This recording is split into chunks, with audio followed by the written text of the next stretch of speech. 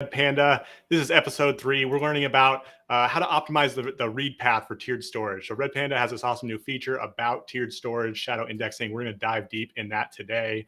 My name is Alex Debris. This is the first episode of 2022 and new year, new host. So I'm the new host of Real Time with Redpanda. Excited to be with you over the next couple of months where we really deep dive into a bunch of technical topics. And with that, I want to bring on our guest today, who is Alex Gallego, who is the CEO and founder of Redpanda.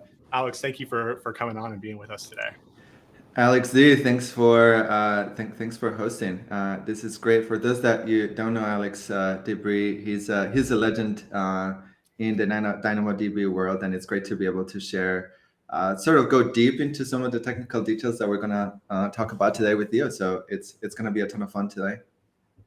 Cool. Thank you for the kind of introduction. I got to tell people, I've gone deep on like the streaming stuff and some of like Alex G's writing and Redpanda blog posts. And if you really want to understand like the technical underpinnings of what's happening with storage and like really pushing the boundaries with streaming in real time, check out those sources for sure. So we're going to get deep into that today. One thing I do want to talk about before we even get there, we talk about a new year here, a new host.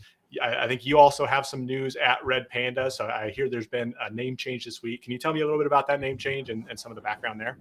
Yeah, I just had to change my headphones real quick. So the name was really interesting when I started the project. So the company just transitioned from vectorized to Redpanda data, and so I started out the project, and I was like, oh, what cool thing could we do with the name? And so I started looking into the idea of like vectorization and vectorized instructions, single data, multiple instructions, etc. And so I sent a list of names, like I think 20 names or so, to a bunch of friends, and I wrote Redpanda because I thought to myself, like, there's no way anyone is gonna read through this whole survey of names, and so I just added an Easter egg. It turns out that 80% of people love the name Redpanda. It has nothing to do with the streaming. Like, I was just Googling cute pet names. I thought it eventually would become the mascot of the company, and now it's become the company. And so it was a ton of fun. Then the mascot, I think the thing that captures sort of the, I guess, people's love for the name is that is the mascot and like the logo, Redpanda. So we started out with a design firm in Colombia, and then we went to the US, and then we got another firm in Europe to actually merge all of the designs. And people really love this 8-bit like looking art. I'm actually wearing part of it right now. It's this hard edge. It's so Redpanda is like this really, it's like a cuddly looking pet, or excuse me, animal. And anyways, people really loved the idea, and everyone knew what Redpanda was, but like 10 people in the world knew what vectorized was. And so we just decided to rebrand the company as Redpanda. And so it's a lot of fun now. Now we're called Redpanda Data. If you guys are tuning in, the handle is at Redpanda Data on Twitter. Yep, absolutely cool. Thanks for the backstory there, and be sure to give that a follow on Twitter, subscribe on YouTube, and all that great stuff. So, without further ado, I want to get into the meat of the stuff. We're really going to go deep on some technical stuff today around streaming, and especially around how Redpanda is pushing the envelope with streaming.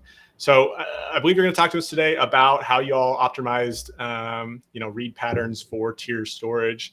If you could just give us first of all just a quick 1 minute, 30-second overview of what tiered storage is, why it's useful, that can sort of guide us through this example, and then we'll dig into some of those read optimizations.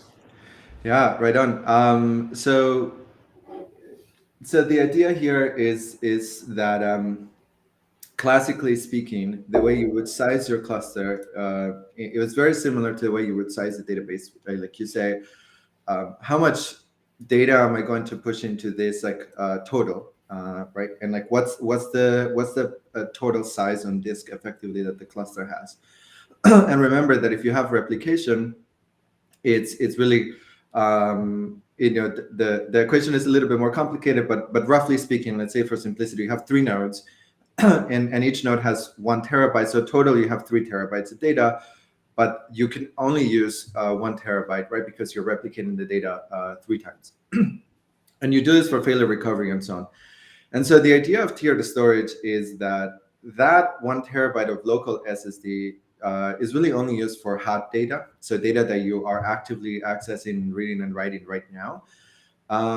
But it's sort of unconstrained unit, and data becomes sort of at the cost of S3. So S3 for most businesses, it's practically free, right? It's like 2 cents per gigabyte when you get started, and Amazon and all of the other cloud vendors will give you discount tiers. So as soon as you start pushing a couple of petabytes, they'll give you like 40% discount, 30% discount on the object storage. And so what it does for people is that it removes the constraint from having to think about the total size of the cluster rather than the total active working set, right? Like, what is the working set, and that's what you size for. And and so that's kind of at the technical level. From a product level, if I were to think about what's the value of tiered storage for developers, is that it really unifies real-time and historical data. And so there's this trend effectively with, there's a new company called MemGraphDB that is a graph database that is built on top of a replicated log like Redpanda. And Materialize is similar in that it gives you a SQL query language on top of the write-ahead log. And Aurora at Amazon, for example, is a similar thing. And so I think that there's this future where it's being built right now by people pushing the envelope here, where you sort of push the storage to the write-ahead log. So in this case, it would be something like Redpanda. So architectural simplicity is a big one. Being able to store petabytes of data, but really only pay for the cost of, let's say, 5 computers or whatever it is actually your working set, that is a huge cost advantage, to the point where if you actually store 12 petabytes, the cost of compute just gets lost in the noise. Like, it's that kind of paradigm shift. And for, if you're a CIO or kind of on the business side of the house, then you probably care about disaster recovery and like, what is the mean time to recovery? And so what infinite storage gives you is it's sort of this limitless archival. And so if you're in an industry that's regulated like healthcare or finance, and you need to store every trade for the last 5 years, being able to store those trades in an API that's super easy to access, like the Kafka API, where it's this huge ecosystem. But really, it's like at S3 kind of tiered storage pricing. It's super attractive. So I guess it depends on which camp you're in, but there's I guess benefits for everyone. I honestly think this is where all of storage systems are moving to. Yeah. So I want to get deeper into the read optimizations and the point of this, because I love the idea of getting S3's durability, right? Like the 11.9's of durability. I love the limitless storage and the much cheaper storage cost of S3 compared to disk.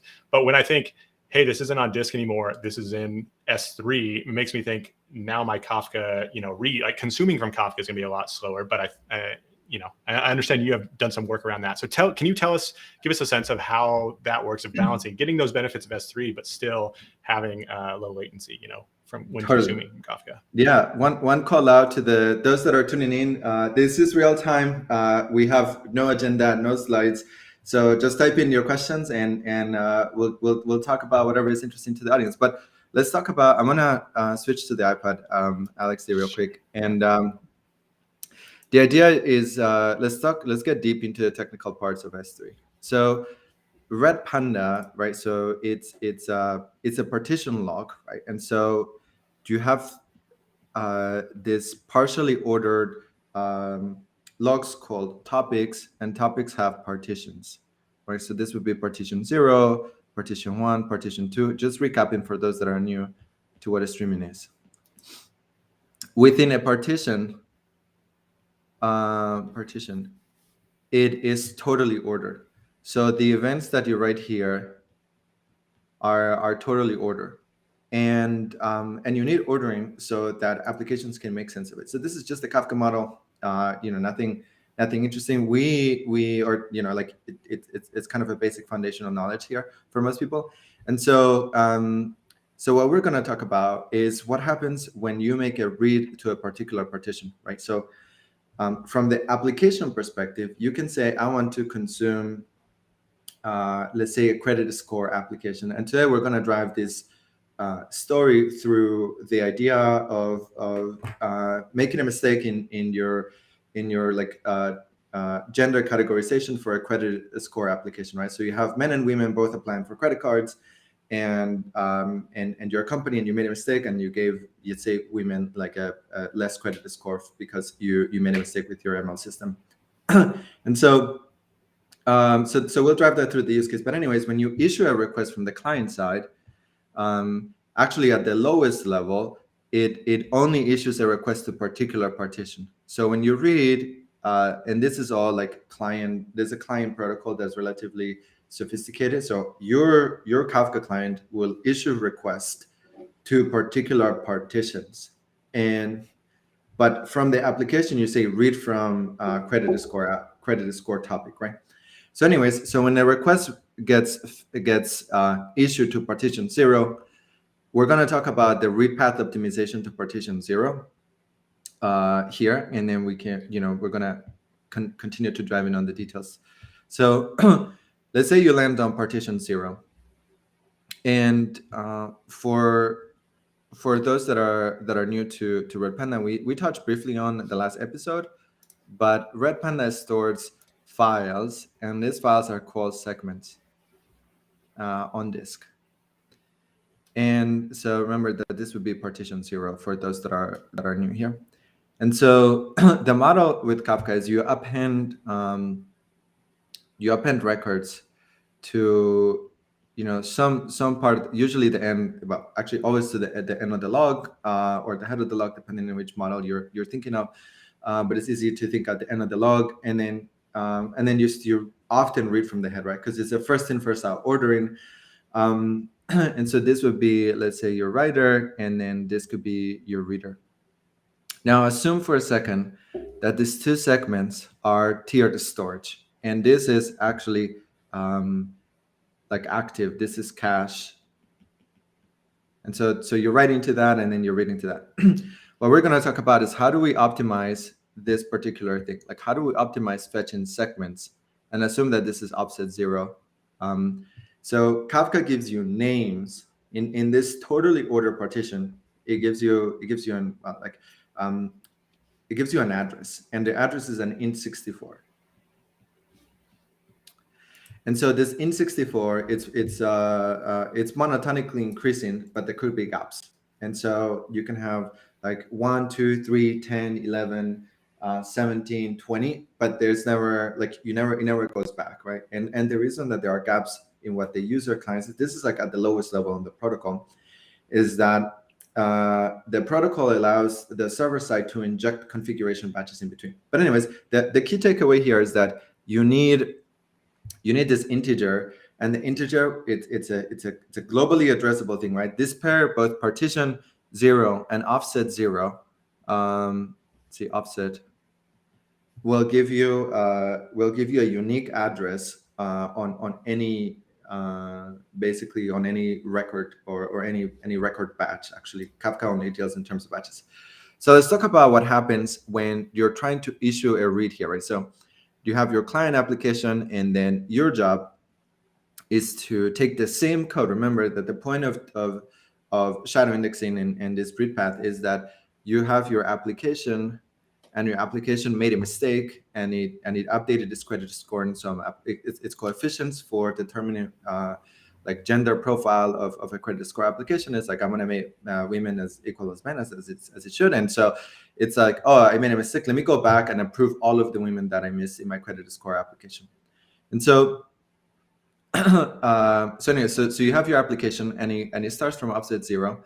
But the code didn't change, right? This is the same application that either in a separate process is consuming and producing to the real-time stream. And so the only thing that you're doing here, the logical thing, is that you're telling the application, actually go start from offset 0. And I'm going to go and read the entire history and reprocess and reapprove all of the people that apply to this credit card that or whatever, increase the credit limit that I hadn't approved before because there was a mistake in the application. And so anyways, and so remember that the key takeaway is that we're going to talk about how the segments materialize locally into the Redpanda process to be able to give you the data transparently. Does that make sense, Alex? Yeah, I think so. So just to make sure I'm clear, like a lot of the times you're most of your consumers are probably reading near the head of the log, but in some cases you might have use cases. Maybe you have a new consumer, maybe you need to reprocess for some reason, like you're saying, the gender misclassification, you need to start over. And rather than having 12 petabytes of data on your local disks all the time, just in case that's happening, this is stored up in S3 and available up there. And then the work you all have done, it makes that available when those reprocessing exactly happen. And so this simplifies a big part of the architecture for multiple reasons. So one is that people often had two different pipelines. They had a pipeline where they took these S3 files, like, you know, if you ask a bunch of people that are running Kafka, they have like S3 CMD as a cron script on their servers, and like they move the files manually. They into a separate folder, and then this folder uploads it to S3, and then they delete the files locally. We do much more intelligent things, which is we can give you computational guarantees that we don't delete the data from disk unless it has been correctly stored in the segments. And we're going to talk about the correctness guarantees on the right path on the next episode. But anyways, it's exactly what you said. Let's talk about kind of what happens when you issue this read. And so just for context, remember that Redpanda is a thread-per core architecture. And so we're also going to talk about next episode. I just have to give you a sense. So a request comes into core 0. Let me change colors. And so this is a read. And read says, I want to read from offset 0. And so it lands, the TCP connection lands on core 0. And we have a bunch of metadata here, metadata. And that says like, oh, okay, like look up the metadata. It turns out that core 1 is the core that owns this particular read. And so through a message passing protocol called structured message passing, we'll send basically a message to the reactor. So the reactor connects to core 1, and then core 1 starts processing the request. I want to talk about this part in a separate episode, like what is the message passing interface. We use a library called Seastar here to kind of go in depth. But anyways, you land in core 1, and now is the request is in core 1, and you have to do something with it. You have to like, you don't have the data, it's not materialized. So how do we talk about that? So I just want to mention here for those, the context is that the context is here, and there's just like a bunch of little hops that need to get kind of diving deeper into this picture. So once you land on a particular core, so assume that for the rest of this context, we are on core 1, and we have to read partition 0, offset 0, right? So that's the context. Redpanda is a thread per core architecture, and it gives you a single reader writer per partition.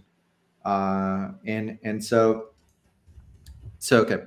So anyways, so we have a file. Files are what we call segments. And so in addition to the segment, I guess we don't have too much time to talk about indexing. We'll talk about on the right path, like how this index is discovered. But anyways, you have your Redpanda process here, and you issue a request on core 0. And for the purposes of this, assume that every core is an actor. And so Redpanda will determine, actually this is done eagerly, but for the point of the read, this could also be done lazily.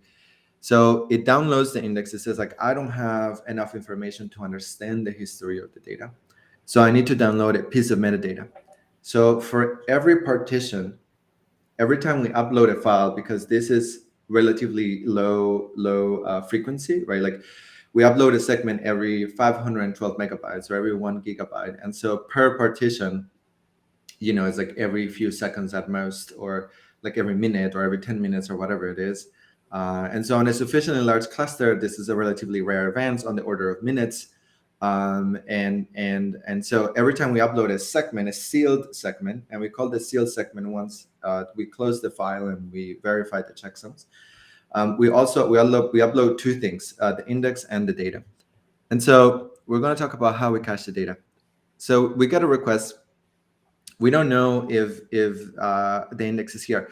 What we have is stored in the raft log locally, and Rapt is our replication protocol, is the offset range, right? So what we know is we have some ghost data, or like non-local data, remote data, that it starts at offset 0 and let's say ends at offset 1024. And then everything else is real time. And so this is historical. And so so that 0 to 1, 10, 24, that's what's in S3 for that particular partition? Exactly. Those are the offsets. Okay. And so this index stores some metadata. And the metadata is like, okay, offset 0 to like 10 is the first segment. And this is the checksum, and this is like file integrity, and there's like a couple of other things. This is the name, and so on. And so we know, and so this path is deterministic, right? And so like we start to give determinism to the thing. And so now we know that it's always a /index.json or whatever it is. And we download it locally if we haven't already, right? So we check, and it's not materialized because this is the first time we're issuing this request. We download the segment locally. And now we realize, like, can we actually serve this request? Now, this is important because imagine that you've been in operations for 10 years, but you only have 5 years of history. So at some point, the index has to have enough information that say, yes, the offset always starts at 0 because the protocol gives you that. But locally, you only have a subset of the data, but even historically, you still only have a subset of the data because legally, the business is only required to host the last 5 years of data, which is why we always have to consult the index to say, like, index, even in the tiered storage, do you also have data, right? Like, it would be nonsensical to say that we wouldn't allow you to delete historical data. Like that just, it means like your bill will always grow unboundedly, and the only people that would make money would be, Amazon or Google or Azure. Like, yeah. It's just, and so we download the data, we download the index locally, and we catch it. Then we query the index and we say, hey, index, like, do you know if you have access to this data? And in this case, we're gonna say yes. And so we go, and then we also make a get request. So we'll download the data, and I think this is where a bunch of new mechanisms come into place. Can I ask you one quick question real quick? Yeah. So you're talking about sort of aging out some historical data, maybe you only want to keep the last 5 years. If I want to truncate, 6 years ago's data, do I have to issue that through Redpanda and they'll sort of clean it up for me in S3, or do I clean it up in S3 and the index notices some of those segment files are missing, or what's that mechanism? Great question. So today, the idea is for the operator to set aging policies on the bucket itself, but that's going away. And the reason is we are communicating with S3 recent enough that I think it makes sense for that to be a configuration option in Redpanda topic itself. And the reason is too complicated for the operations team to always put these aging policies on the buckets, rather than the developer who's writing the code that says, oh, I just need this for the next 10 years or 5 years or 2 years or whatever it is. And so anyway, so pretty soon in Q1, that's going to be a policy that you set on each topic. So you can have, it's not a global policy, which is really cool. So you can have like clicks in this case, let's go with the case of this gender thing. You can have active credit card application and then a credit scoring. So 2 separate streams, and they both could have separate retention policies, both for historical and real time. Okay, nice. I like that. Tell me, I'm not sure how far you were off on, but like, again, fetching from S3, if I tell my Kafka client to, like, what sort of latency am I going to see? Can the client tell, that I'm reading historical data? Is this going to be, seconds delayed on Kafka reads, or what's that look like? Yeah, so total latency here that you should expect on the first request, right? So this first issue, and we haven't talked about like eviction policies, cleanup policies, like local retention, just because we added a new dimension of complexity, which is a cached folder, if you will, right? So we have your active writes that go to a separate folder, and often they go to a different drive. Then, like in the case of let's say an Amazon or a Google deployment, the active writes could go to a network volume, but the cached tier could go to a local disk volume that could be blown up, and it doesn't matter for correctness. And then you also have the tiered volume. But before we talk about the complexity, let me give you a sense of performance, because a lot of folks are going to ask that. So the first request, I chose the eraser. Anyways, the first request is on the orders of seconds, let's say 1 to 5 seconds. But what's interesting with Redpanda is that we basically have a read ahead, and so the idea is the same thing that it works on your file system on Linux. So on Linux, when you read a particular byte in a single file, in this case, let's say you read page 2, and assume each page is 4,096 bytes, and so you reach page 2. This is what the user reads, USR. There will be this like read ahead strategies to start to fetch from the underlying device, right? Because the underlying device is so much slower. These additional segments, and so we took inspiration from the way the Linux kernel does it. So when you read a page, it's slow the first time. Like you have to pay the latency. There's no magic. But what we do know is that Kafka has a very predictable utilization, right? Like it's a write ahead log. It's a first in, first out. And rarely do people use it as a random index, right? Like it's very common to issue a request and then read forward. That's often the case. And in fact, it's like the protocol itself is relatively unflexible in this way. It's like you can make offset requests and issue these things, and you would pay obviously the latency for fetching random reads in a similar way that you would pay it on the local file handle. So anyways, so to give an answer, precise answer, this is in the order of seconds, which is the first one, but then the rest should be indistinguishable from magic. And that is in like the client couldn't possibly tell if it's real time or historical, because the bandwidth between a Redpanda node and let's say an S3 compatible object, and so GCS and Azure Blob is the same thing.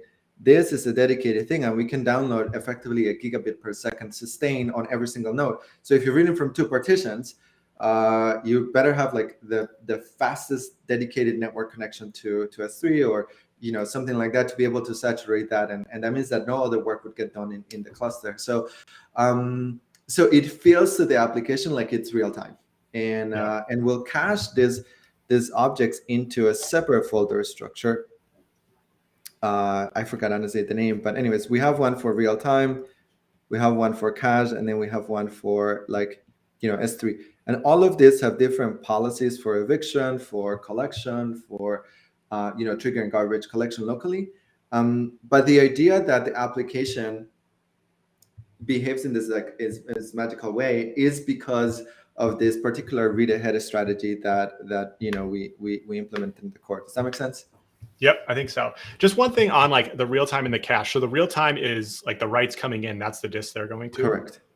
Do you also keep that around to serve reads, or like if a segment is closed there, you ship it to S3, do you ship it to like cache and mostly perform reads there, or do you keep stuff in real time for a while as well? Yeah, great question. So we actually, the way Kafka has done this historically is Kafka allows you to set a retention policy both by time and by size. So and like it's either or.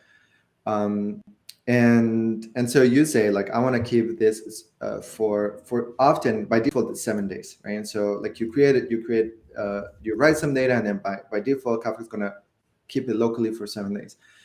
Our idea is especially for our cloud, like when our customers connect to our cloud, is we like to the TCP connection. We'll basically virtualize that, and so that we'll try to maximize the IOPS. So to me, it's all about saturating the machine. Like how can we make this as cost efficient, as scalable as possible?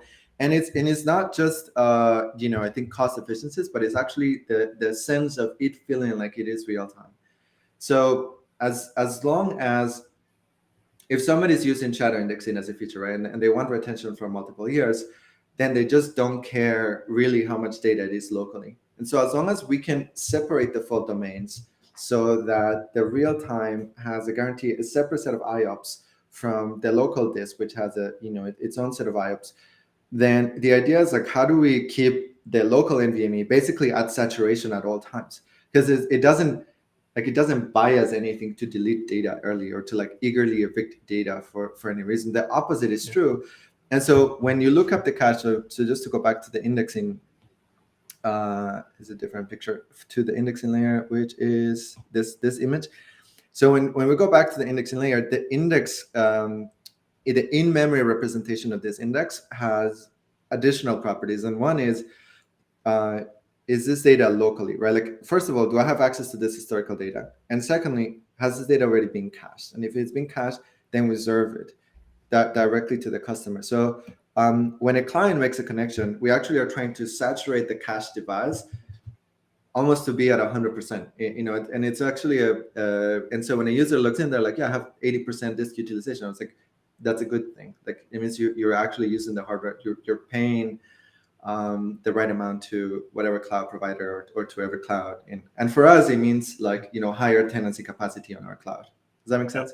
Yeah, absolutely. I love this. I love this breakdown, and just the idea of, you know, computers are kind of good at general purpose things, but if you have a good sense, like you're saying, of Kafka's patterns, right? You know, it's going to be start at this point, and if someone starts reading, they're going to be reading the next segments for a while. You can preload that stuff and get it ready and balance that. Still getting low latency, but also getting the storage cost of S3 generally. Yeah, so, and what's interesting about this from an architectural perspective, I think for people tuning in, is that a lot of the clouds, and all the major clouds do this, I would be surprised if you didn't, is that there's basically a separate network for internal services like S3, right? And so so you actually get really good latency and throughput reading from S3, even if your computer to computer for the network that you pay for is relatively saturated. You're still getting good performance out of, in particular, good latency out of S3. And so yeah, so it's a really interesting way. And the same thing is when you think about disk and this network disk, it's like separating these fault domains gives you a lot of flexibilities for multiple deployments, like particularly extending disk and so on. This is the way I present it to you is a relatively sophisticated deployment.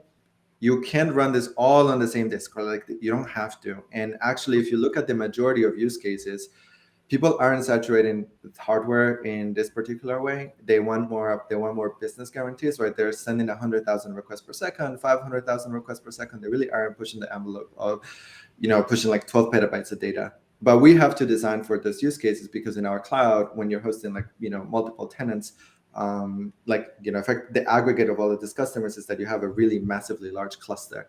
And that's what we're designing for. Yep. One thing that I know we're coming up at the top of the hour here. Yeah. I wanted to mention that we ended up writing our own S3 client because of the thread per core design restriction that we have. And so I'll set that up. I guess maybe we can talk about it on the right path next time we chat. But the interesting bit here is that that basically networking is very intimately tied to your buffer management and your threading modeling. And so when you take an application that was designed for blocking I/O, right? So when you send a request to the network and it blocks in a Seastar based project, right? So it's asynchronous first and it's cooperative. It means like the developer must yield control to the control loop so that other parts of the code are making progress. It's very challenging to onboard third-party applications. And I gave a talk at HydroConf last year on like the nuances of being able to do this. But because we wrote our own S3 clients, it sort of integrates super nicely into this future paradigm where you know, where it's very much a future. So we can issue a read request and a bunch of other future reads into the storage engine in a way that doesn't necessarily affect the real-time workload as much. Does that make sense? Yeah, I think so. And I was just looking for, when I was doing some searching last week or this week, I found a post you wrote about Seastar. It's 5 years old now, but I think it's got some pretty cool things around that. So I'm just going to share that with folks in the chat if they want to see, you know, why you're so excited about Seastar and some of the interesting things that's going on. Oh, the future is here post. The future is here, yeah. I was reading that. I was like, oh, this is pretty cool stuff. So some of it's over my head for sure. Like, I'm not as low level sort of systems as you, but I thought it was like really cool to see that and some of the interesting things it's enabling. So just shared that in the chat if people want to check that out. Awesome.